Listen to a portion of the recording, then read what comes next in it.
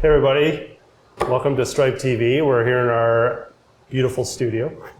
We're ready to do our first ever live webinar. Everybody, I'm Matthew Pavey. I'm the Chief Operations Officer. And thank you again for tuning in and learning about our awesome new products. Go ahead. Thanks for everybody for joining. I'm Mike King. I'm the CTO at Stripe. And excited to show you today what we've been working on. Yeah. So to start off first, we're going to talk about our latest and greatest new product, and that's the Lightbox. So we showcased the Lightbox, the last two NABs, and it's coming really, really close to completion, and we have it here to talk about. So for those of you who have not seen our Lightbox item, this is our Lightbox here. So it's our portable computer and SDI input outputs. Mike, do you want to talk a little bit more about what's inside the Lightbox and why we kind of came up with the Lightbox? Sure thing. So the idea behind the Lightbox is that it's a portable version of what you would use to create graphics or generate anything on screen on a broadcast. Usually the way we do it right now is with a laptop computer and a breakout box, and it's a lot of cables and power adapters and things that can start to break over time. So there's a lot of parts that we wanted to replace and encapsulate it all into one unit so that there's less potential for issues on the broadcast. Also, it keeps everything together so that you can't forget anything when you're traveling between cities on a road show.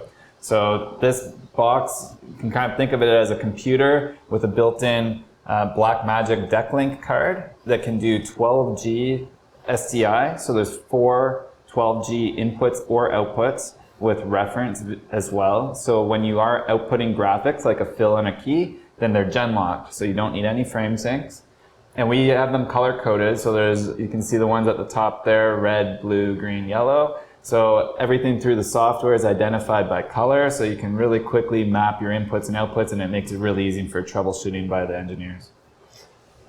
Yeah. Some other cool features is obviously we got this very cool colored kind of handle in here that we can use as a kind of a status notifier, just to let you know if you're connected to data or you're connected to the graphic engine, anything going on there. Also on the back of the Lightbox itself is a hatch you can open up, and if there's any kind of troubleshooting needed, we have the ability to swap the hard drive at any point. Other cool thing is it's got built-in power, so there should be no fear in losing your power brick on the road. You can just use the universal power to power the whole thing. We have software for this system that will let you map the inputs and outputs, and you can kind of customize it to the way you like with our software, but it is just a computer, so you could use it however you like. So if you want to run a graphics engine or something like that on the computer directly, it can run Windows. We have it preloaded with Linux, and it's a very stable version of Linux. And then we can use it to do NDI. It can do, and then we use it for WebRTC between the iPad and the Lightbox, and that allows you to do things remotely. So if you're doing REMI type productions, you could have the iPads or your devices in one location, and you could have the Lightbox in another location. So your Lightbox could be in the TV truck. The iPad could be anywhere in the world. Yeah. So this is our portable Lightbox. We also have right behind me is our Lightbox server. So our Lightbox server is essentially double the size of our Lightbox. And the advantage of that is you have twice as much I/O on the back of the Lightbox itself. That's more for a studio style production where it could sit in a rack unit. And then, like Mike mentioned, being able to connect to it from anywhere just over the internet allows you to connect multiple items to our server itself and be able to feed multiple video formats, multiple video options to different iPads at different locations, basically all over the continent. Like we were mentioning about the Lightbox being a little bit general purpose, our first use case for the Lightbox is the telestrator. So we've tried to rethink telestration a little bit so that instead of having it all in one system, where usually it's up in the press box and you have to get wires from or signals from the press box to the truck, and then signals from the truck back up to the press box, and you have to tie up frame syncs. There's a lot of complicated setup procedure and a lot of difficulty troubleshooting that system. So what we've done is we split it into two. So the Lightbox can sit in the TV truck, yeah, and the actual telestration device that the commentators can use would go up in the press box or wherever you like. And the other advantage to this solution is that you could have multiple telestrators. So you could have the iPad between the penalty boxes, let's say, on the bench, or you could have another iPad upstairs in the press box. Yeah. So that's a great lead into our Telestripe software. So we're going to talk a little bit about our Telestripe software and show you a bit of a demo of how the Telestripe software talks with either the Lightbox or the Lightbox server. We're going to use the Lightbox server today to do the demo, but let's start off talking about Telestripe. So Telestripe is our software to do telestrations, and it's currently available on the Apple iPad store right now. There's a free version available with multiple tools available right out of the box. And the advantage of that tool being available on the App Store itself is that it uses NDI. So if you have an NDI workflow already, say you're using an NDI workflow or you're using OBS anywhere in your system, then this is something that you could integrate into your system for free. We also have a Pro version available that unlocks the rest of the tools for $99 on the App Store itself. And then that is a forever license. You can see one nice feature is that it's completely wireless. So this is just using Wi-Fi. But because this is working over the internet, you actually don't even need Wi-Fi. You could even use a cellular connection that's built into the iPad. So you could use it, you can connect to the internet in any way, and that will make the connection between the Lightbox and the iPad just over the public internet. Yeah. So some of our tools here, we have your classic tools of just your pencil tool, accounting tool, a spotlight tool here that you can click and drag and release anywhere. And a lot of the settings of how much shadow you have, all the colors can be preset on the iPad itself. Draw and release arrows, as well as pointer tools. Circle tool, where you can drag and release any kind of circles. Vision cones. Emojis, which are fan favorites. Sticker tool, which allows you to bring in any kind of stickers that you would want, including team logos. And region tool, just to mention a couple. So let's show some of the telestration here on the monitor behind us. And so in our tool here, as the video is being received, in this case through our server, it's being sent from our server, just to kind of a program minus tele, to the iPad itself. And the iPad software, the Telestripe software, is outputting a key and fill back to the server that could be fed into a switcher and then brought in your traditional way through the switcher by bringing in, say it as a downstream keyer or as a keyer in any sorts. So when drawing on the tool, you can see it shows up and it's pretty good latency.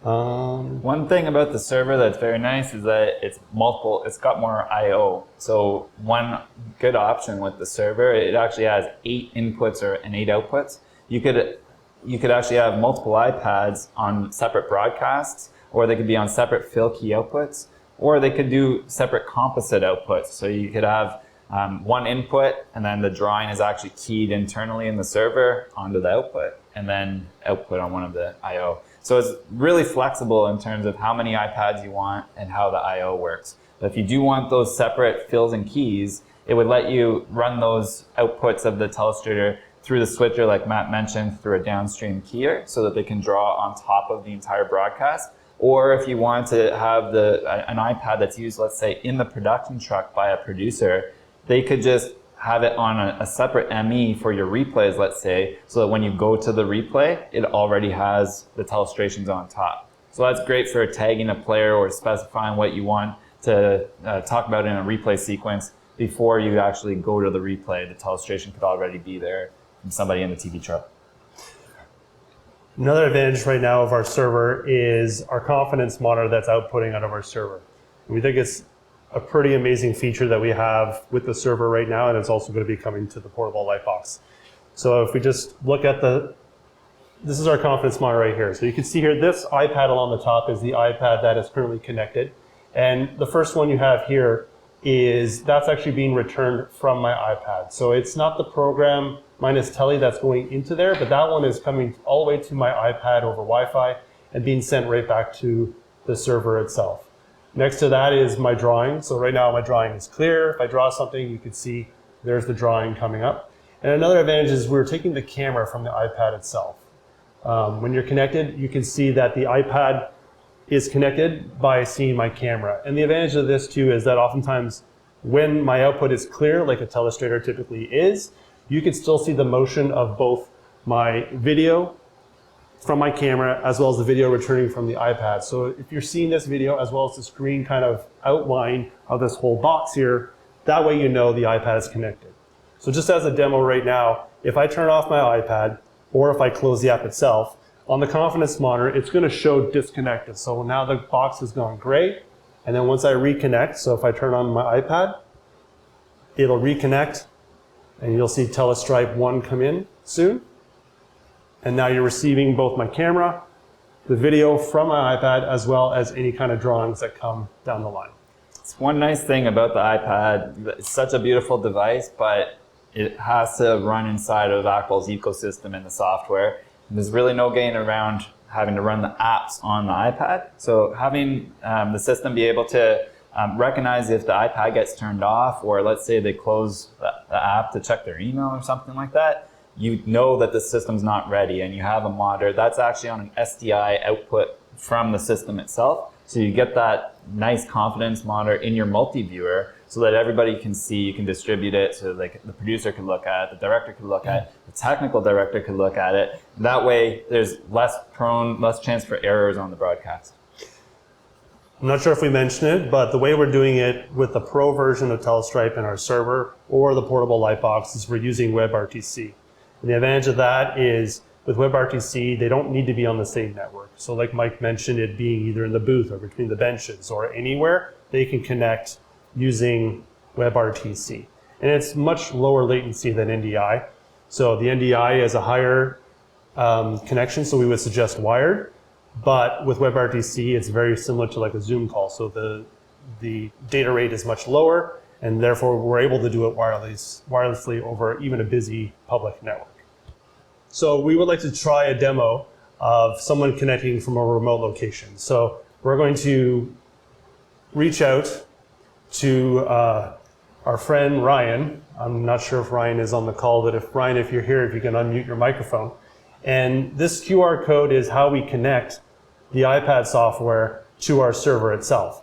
So if, for example, a commenter or a play-by-play guy comes on and he just has an iPad and he just downloaded the free version of the Telestripe software, he can scan a QR code. This one is specific to our server, but every Lightbox or Lightbox server will have its own dedicated QR code that a commentator can scan. And what it'll do is it'll actually unlock the Pro Tools and the settings for the Telestripe software on their iPad, and then automatically connect it to the server.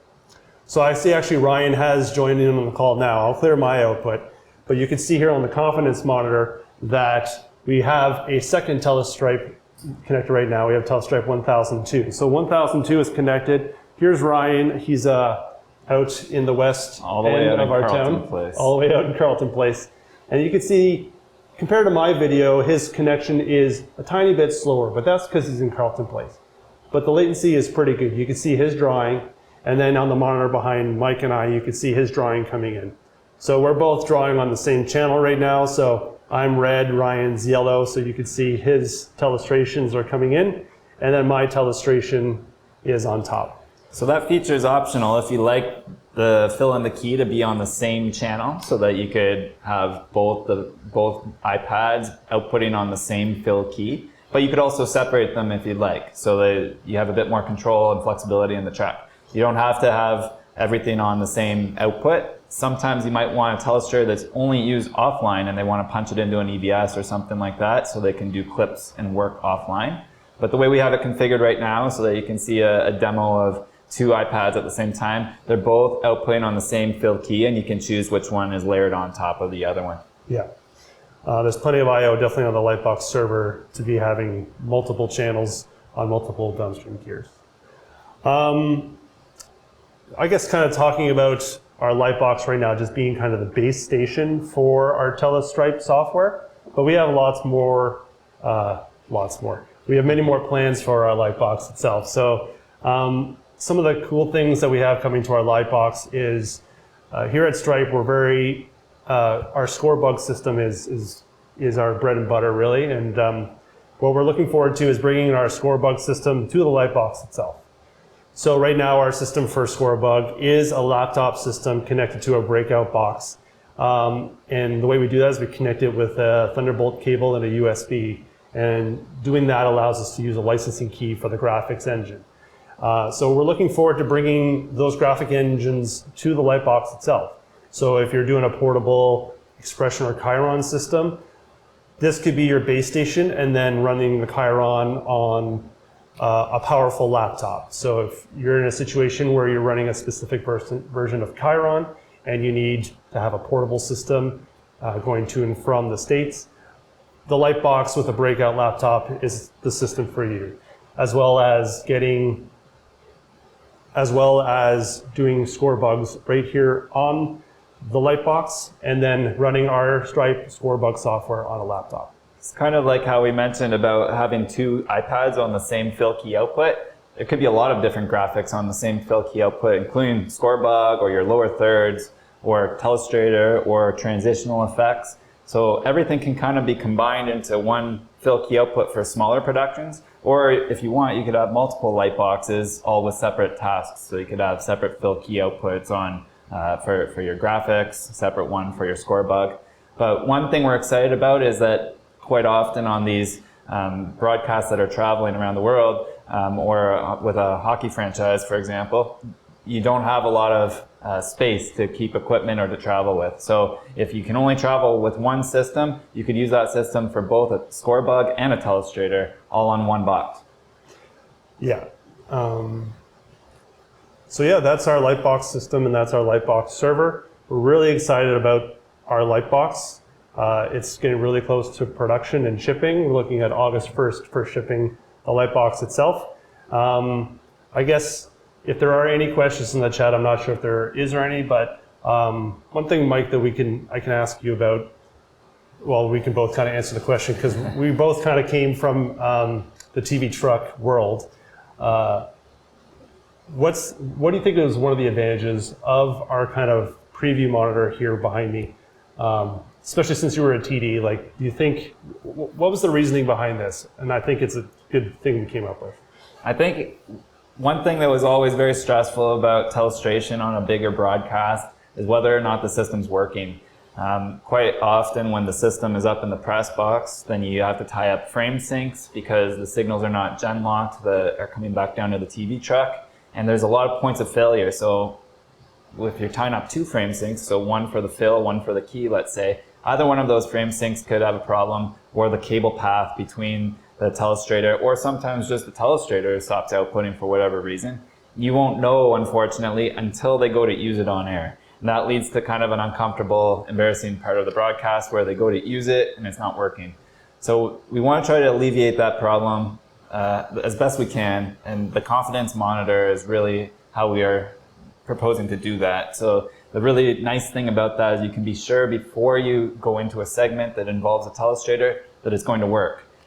We want to make sure that when you see a green light on that monitor and that's connected, then it's working right away. The other thing is too, with multiple iPads, you might have multiple people in remote locations, all with iPads that want to join the show or join the broadcast. So from that confidence monitor, you can see as soon as somebody pops into the room, all of a sudden the producer will know, oh, somebody in the remote location is ready to join the broadcast. So it's also a speed and efficiency part of the broadcast. Yeah. That's a good point about, actually, you mentioned about the Telestrator being wired up in the booth itself. The advantage of how we kind of developed our system with the Lightbox itself being in the truck and the iPad really being anywhere is with the built-in reference here, we're not taking up any frame syncs. And you could just send in your program minus telling you this, your key fill out of here, reference, so it's already wired right into the truck.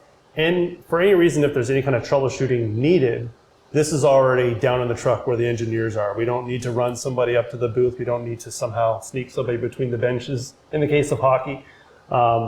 This system is ready to be troubleshot in the truck itself, and the iPad will just be with the commentator. I think that's a really good point about the troubleshooting, because that is always the worst nightmare, is if there's a problem with the Telestrator Usually up in the press box, you'll have a floor manager, you'll have a few people who are looking after the telestrator, but quite often the only way to fix it is to reboot the system. But if it's more involved and you need to get an engineer involved, having them leave the truck is a really bad situation, because then they're not in the truck for other issues that might occur. So having the guts of the equipment in the truck is pretty crucial to having a seamless broadcast, especially when you have limited, you have constraints from a crew size, you only have 2 engineers. So on these broadcasts that are traveling, or they're very expensive to do these broadcasts because you're bringing a lot of people and equipment with you, we want to make it as efficient as possible. And part of that is to try to bring everything to the TV truck. And the other advantage too is that the system doesn't have to come down from the booth, because even traveling the big telestrators it costs quite a bit of money to ship those systems. This is a portable system that you can take with you. Yep. And one other nice thing is that because it's an iPad, this could be the personal iPad of the commentator. So they just carry their own iPad. And we are working on tools that are more offline specific, so that when the commentators are away from the broadcast, they can still use the tool, they can still practice with it, they can bring it home with them, they can get familiar with what they want to talk about on the next broadcast. Yeah. So that is our Lightbox server and our Telestripe software, and kind of a sneak peek at what's coming to the Lightbox as well. So just the next steps is really just reach out to us. We would love to talk to you more about our Lightbox system and everything we're working on. So if there's any way that you can reach out to us, email us at hello@stripe.tv. If any questions or comments, or if there's something that you didn't see today that you would be interested in working on with us, then definitely reach out, because we love hearing innovative ideas and different workflows and different ideas from different people. So we really appreciate everybody tuning into the webinar today, and we wish you all a good afternoon, and once again, looking forward to hearing from you. So definitely reach out. So thanks again. Please download the app, try it out, and we love feedback. So download the app and give it a shot. See if you can make it part of your broadcast with NDI, and if you'd like the next the equipment as well, we'd love to talk with you a bit more about it. All right, thank you everybody, and have a good show. Thanks everybody.